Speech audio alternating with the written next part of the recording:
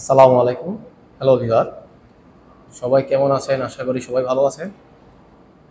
আজকে আমরা ইদানিং বেশিরভাগ ফেসবুকে দেখতে পারি আপনার অনেক লোকই আপনার সেফটির কারণে বা অনেক কাজের ভুল ত্রুটির কারণেও কিন্তু অ্যাক্সিডেন্ট হচ্ছেন। কিন্তু যারা কিন্তু অ্যাক্সিডেন্ট হচ্ছেন তারা কিন্তু আর জীবিত নাই, যার কারণে আমরা আর তাদের কাছ থেকে শুনতে পারতেছি না আসলে কী সমস্যার কারণে এসি ব্লাস্ট হইতেছে। কিন্তু আমরা যেগুলি জানি সেগুলি কিন্তু ভিডিওর মধ্যে আমরা উপস্থাপন করে থাকি। অনেক কিছু যদি আপনার রুল ব্রেক করেন তখনই কিন্তু এসি ব্লাস্ট হওয়ার সম্ভাবনা বেশি থাকে। সেইগুলি আমাদের ফেসবুক গ্রুপে বা ইউটিউবে দেওয়া থাকে।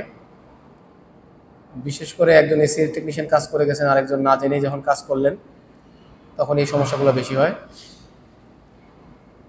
ঠিক আছে, আমরা এই নিয়ে আরও একটা বিশদ আকারে ভিডিও তৈরি করে সবাইকে দেওয়ার চেষ্টা করব। সবাই ভালো থাকবেন। আল্লাহ হাফেজ। আজকে এই পর্যন্তই।